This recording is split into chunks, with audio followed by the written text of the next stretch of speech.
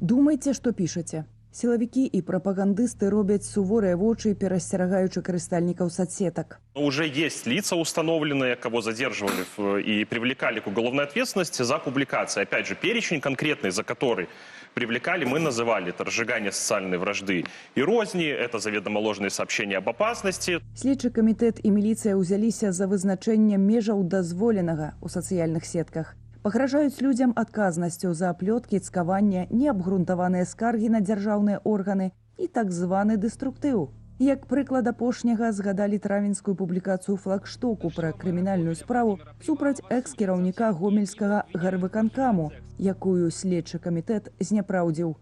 То, что касается деструктива, то, что касается экстремизма, мы же прекрасно понимаем с вами, что он уже не будет писать отсюда, потому что он прекрасно понимает, что ему через час, через два Губопик постучится в двери, заберет и отдаст уже потом дальше в Следственный комитет. Милиция! Сілавікі раней неаднойчы дэманстравалі такія затрыманні зламаннем дзвярэй і выкручваннем рук. Новыя пагрозы для дзяржавы, скаргі людзей на сістэму. Напрыклад, на прагнілыя трубы ў сутарэннях дамоў, хранічна разбітыя дарогі, Витебские, Витебской области точнее. Нізкія заробкі ва ўсіх галінах эканомікі. Днямі мянчанка ў тыктоку потрапіла адразу ў дзве балючыя тэмы. Диво, что все уезжают за границу подрабатывать, зарабатывать, потому что здесь просто тупо нет работы. Пад яе відэа сотні каментароў людзей з падобным досведам, якія думаюць, што сярэдні заробак 3000 рублёў хутчэй выключэнне, чым сярэднестатыстычная з'ява. Скардзіцца пачала і апошняя надзея беларускага рынку працы мігранты. Яны прапануюць $500, але харчаванне і пражыванне за наш кошт. Калі адмінусаваць усе выдаткі, на руках застаецца $200. Ва Узбекістане мы зарабляем больш. Розгалас прымусіў рэагаваць Лукашэнку, які сам запрашаў замежных рабочих. Не только чтобы заработать деньги и зарплату получить хорошую, а произвести мясо, молоко. У присвечаным соцсеткам ток-шоу прапагандыстка поставила пытанне. Чем вот это явление в социальных сетях не такой вариант саботажа и террора? Прытым яшчэ нядаўна сам узурпатар заявіў, што чытае тык-ток, каб даведвацца пра сацыяльныя праблемы ад людзей, а не ад сваіх рэгіянальных прызначэнцаў. Дзяржтэлебачанне зразумела гэта як сігнал, стварыла адмысловую праграму з разборам людскіх скаргаў. В панедельник дойдет до Лукашенко. Пошло такое количество жалоб и такой огромный поток претензий, что власть не справляется с этим. То ли они действительно в это верили, то ли они сами себя убедили в том, что то, что было раньше в 2020 году, это какой-нибудь Запад придумал. А у нас вообще нет проблем, потому что, может быть, они живут в каком-то своем пузыре. И когда они столкнулись с реальностью, осознали, что дело пахнет керосином. И вспомнили, что у них есть хороший, добрый инструмент – палка и уголовные дела. Паводле ацэнак Data Reportal, рэкламны ахоп тык-току ў Беларусі па выніках мінулага года склаў 7 600 000.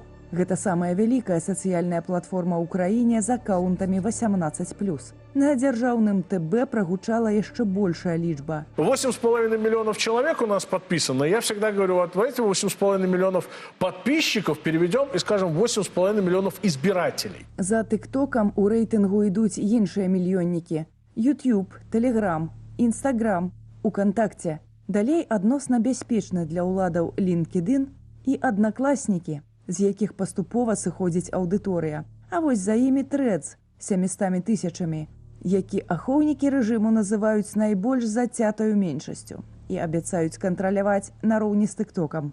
Змагар за захаванне рэжыму Григорий Заронак прапануе радыкальныя захады. Сейчас там, например, это всем трэцам сваливают Сырского и голосуют за Федорова. То есть это такое... Его надо... Я вот честно скажу, мы к этому придем, что трэц надо уже блокировать.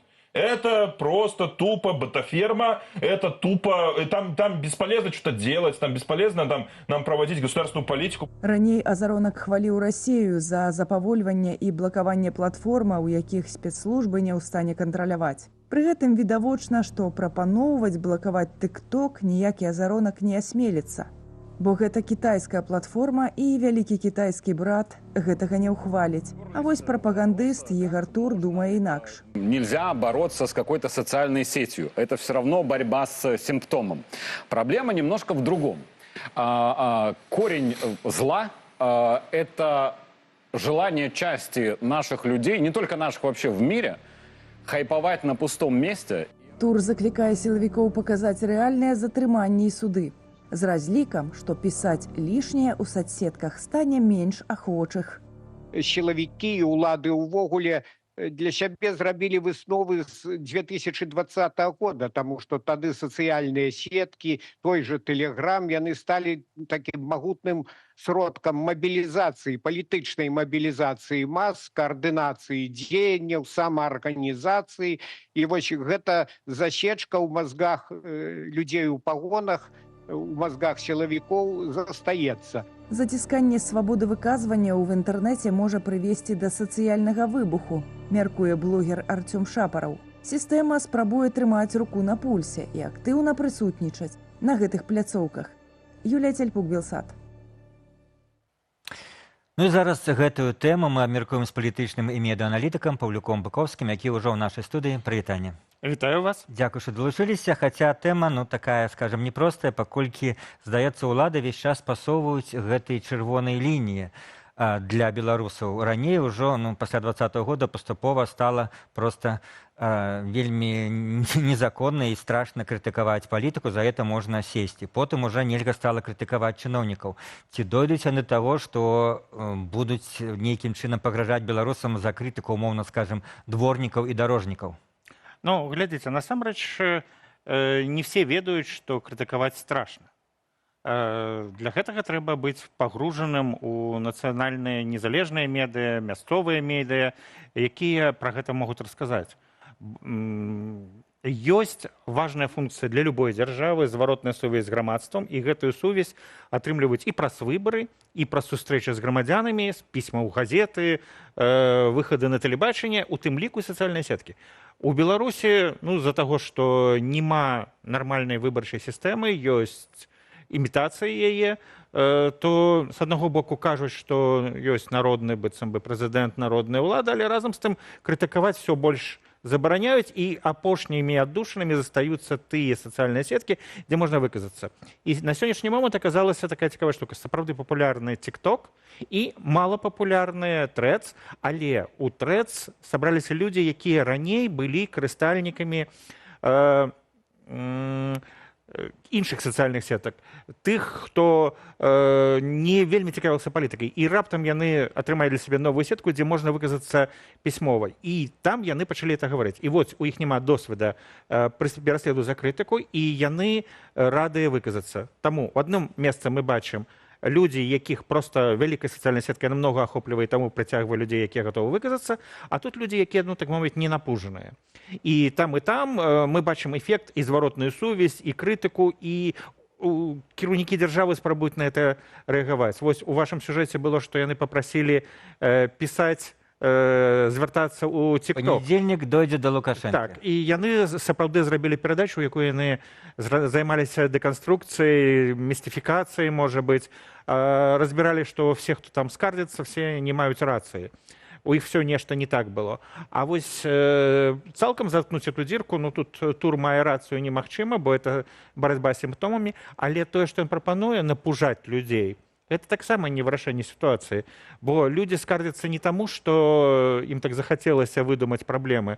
Людзі скардзяцца таму, што іх ёсць праблемы, і праблемы трэба вырашаць. То, што Тур так кажа, вы упэўнены, што гэта все-таки генеральная лінія, і яна канчаткова перамагла, што соцсеткі не трэба зачыняць. Памятаем, калі YouTube адмяніў, скасаваў усе всялякія каналы прапагандысцкія, то беларускія прапагандысты вельмі актыўна абмяркоўвалі, што трэба адмяніць Беларусі YouTube, але вышэйшае начальство сказала ім, што не трэба рабіць. Гэта, скажем так, у іх хапае мазгоў на это, ці гэта все-таки хістаецца, і кожны раз пад уплывам, можа быць, той жа Расіі гэта можа змяніцца?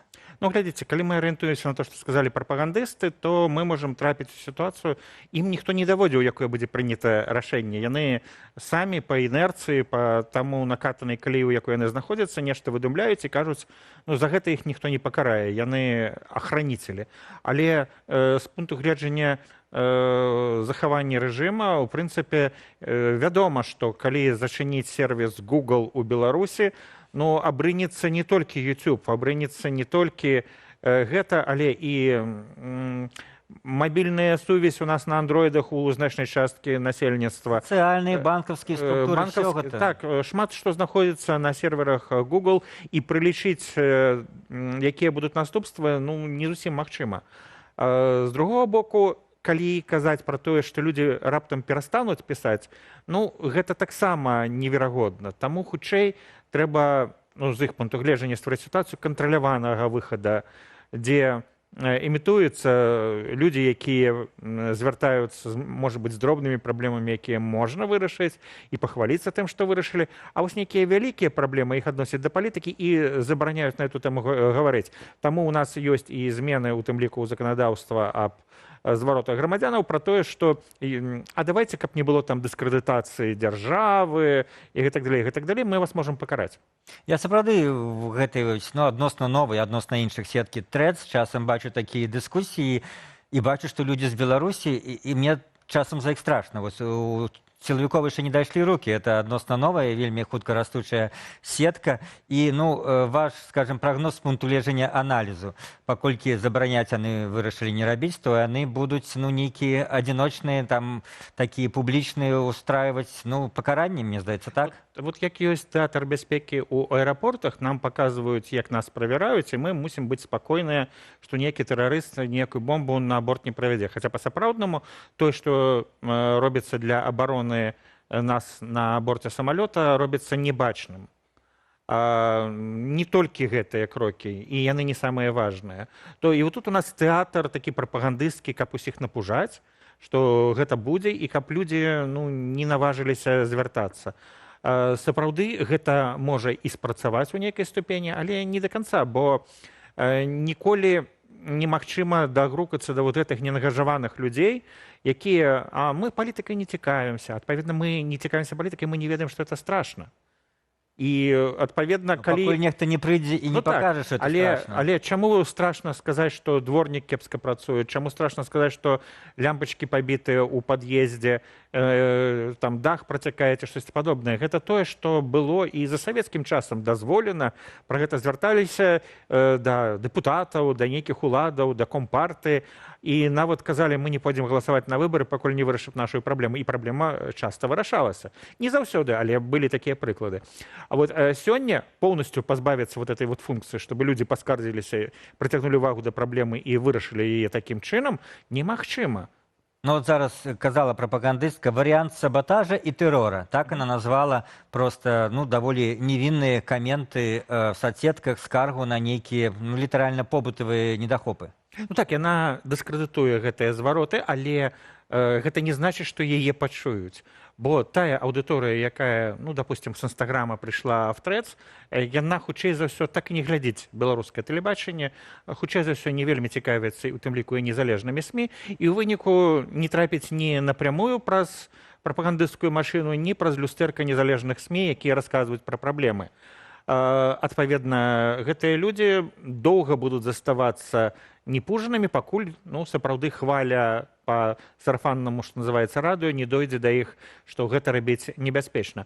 Але вось небяспечна скардзіцца менавіта на дах, который працякае, ці на дворніка, ці на што? На все немагчыма. Цяжка мяжу усталяваць. Ну так, і паколькі этой мяжы немагчыма усталяваць па-сапраўднаму, то, ну, будзе нейкая кампанейшчына, пакажуць нам, што кагосьці прыцягнулі да ўвагі, прапагандысты пра гэта раскажуць, мы ў чарговы раз знойдзем прыклады таго, што парушаюцца правы чалавека, а вось гэтыя людзі, которые, уласна кажучы, хацелі паскардзіцца на свае праблемы, ім давядзецца скардзіцца.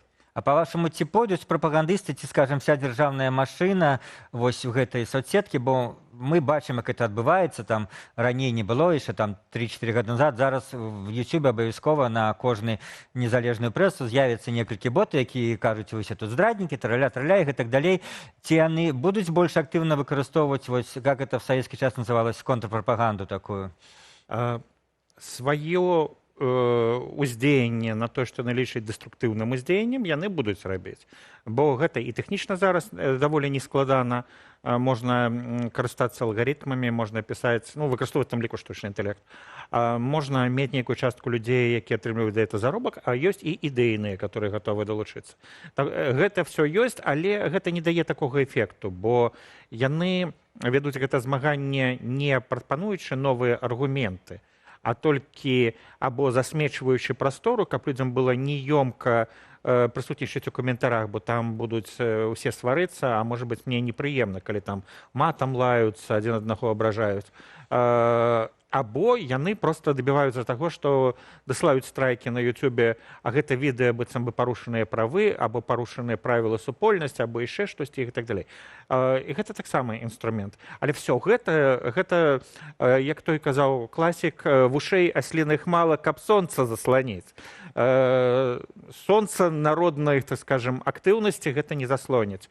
Неважна, праз якія праявы, пра якое сацыяльнае асяроддзе это будзе рабіцца, але будзе рабіцца. Но яны ж абавязаны весці гэтую, скажем, палітычную барацьбу. Ці яны іх таксама там на нарадах крытыкуюць, што яны жывуць сваёй, так сказаць, бурбалцы, што тэлебачанне ніхто не глядзіць. Яны будуць імкнуцца, ну, скажем, сваю павестку, што называецца, укараняць на все гэтыя сацыяльныя сеткі, там ствараць аккаунты, ставіць свае матэрыялы і так далей. Яшчэ до 2020 года былі ў тым асяроддзе людзі, которые казалі, што трэба весці змаганне там, дзе ёсць аўдыторыя. На роўных. Там, дзе ёсць аўдыторыя. Без губазіка. Там, дзе ёсць аўдыторыя, то бок і ў сацыяльных сетках і інтэрнэтах. Але Лукашенко не верыў в інтэрнэт, ён казаў галоўнае тэлебачанне. А вось пасля 2020 года, пры разборы памылак 2020 года, ўсё ж такі акцэнт на то, што і тут трэба працаваць актыўна, з'явіўся большы, і актыўнасць это праяўляецца. Іншае пытанне, што вот мы бачылі, яны не могуць атрымаць перамогу на YouTube, і у тым ліку некаторыя каналы адтуль удаляюць. Яны мусяць стрымліваць сябе, як той азарёнак, які спачатку з шыбеніцай быў у сваёй перадачы. Азарёнак себе стрымлівае? Так, ён, каб прысутнічаць на YouTube, тое, што прысутнічае в эфіры дзяржаўнага тэлебачання, в яго аўтарскай перадачы, не ўсё з гэтага прысутнічае на YouTube-канале, бо гэта будзе парушэнне правілаў супольнасці. Адпаведна, так оно атрымліваецца не зусім зручна ім працаваць у гэтым асяроддзі. Але самае галоўнае, тут важна супрацьпаставіць адной альтэрнатыве іншую альтэрнатыву. І калі ёсць людзі, якія маюць аргументы, яны мусяць прадставіць аргументы. Ну, а сёння мы бачым, яны дэструктыўныя, яны выдумляюць, у вас дах не працякае, у вас вуліцу добра прыбіраюць, вам заробак плацяць і так далей. Ну, мы же ведаем, што з намі адбываецца лепей, чым тыя прапагандысты, якія сядзяць у тэлебачанні.